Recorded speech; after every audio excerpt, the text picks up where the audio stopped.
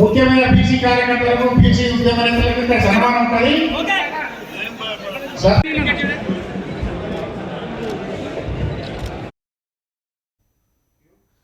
BC సర్పంచులను రాజకీయంగా ఇబ్బంది పెడితే ఊరుకునేది లేదని బీసీ సంక్షేమ సంఘం జాతీయ అధ్యక్షుడు ఆర్ కృష్ణయ్య హెచ్చరించారు.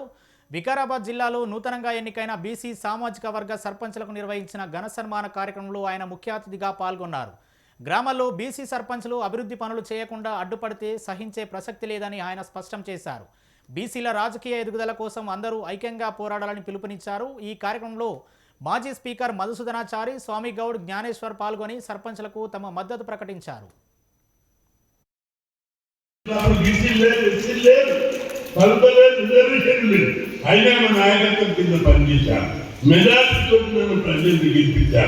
ఎవరికి నాయకత్వం ఉంటుంది, ఎవరికి నాయకత్వ లక్షణాలు ఉంటాయి, ధైర్య సాహసాలు ఉంటాయి. ఆ విధంగా మనం పోతారు. నేను ఈరోజు బట్టలు వేసాను, దొరకాలు వచ్చా. నేను ఇంటికి బండి వేసుకొని లుంగి కట్టుకొని కూర్చుంటా. బయటికి వెళ్ళేటప్పుడు మాత్రం ఎక్కడ తగ్గదు. మీరు ఆఫీసులో పోయినప్పుడు ఎక్కడ పోయినా నేను ఉదాహరణ చెప్తా.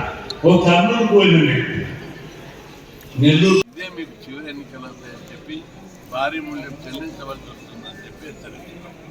రెండవది, సర్పంచులు బాగా గ్రామ అభివృద్ధికి పాటుపడాలి, గ్రామం లోపల అభివృద్ధి కార్యక్రమాలు చేపట్టాలి, పేద కులాల పిల్లలను చదివించడానికి ప్రత్యేక చర్యలు తీసుకోవాలి. వాళ్ళకి ఏమి ఇబ్బంది ఉన్నా బీసీ సంఘం దృష్టి తెస్తే అది ఎవరికి భయపడవద్దు.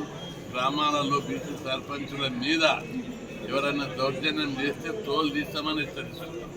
అప్పుడే వార్తలు వస్తున్నాయి. మహబూబ్నగర్, రంగారెడ్డి జిల్లాలో, వికారాబాద్ జిల్లాలో కొందరి మీద దౌర్జన్యాలు చేస్తున్నారు, పని చేయనిస్తలేరని చెప్పారు. ఎవరికి భయపడవలసిన పని లేదు. ఎవరు దౌర్జన్యం చేసిన వాళ్ళందరూ భర్తమని హెచ్చరిస్తున్నారు. రిజర్వేషన్ వ్యతిరేకులకు కాంపల్సరీ రిజర్వేషన్లను వ్యతిరేకించడం ఏం చేసినాం? తరిమి ఉస్మానియా నుంచి ఎలగొట్టినాం 92 మండల కమిషన్. ఇప్పుడు కూడా మీరు ఊరికి 2 కుటుంబాలు ఉంటాయి రిజర్వేషన్ వ్యతిరేకమై. మీరు బీసీల జోలికి వస్తే మిమ్మల్ని ఎవరిని వదిలిపెట్టనని చెప్పి హెచ్చరిస్తున్నాం. మా దగ్గర టీంలు ఉన్నాయి, హైదరాబాద్ టీంలు వస్తాయి.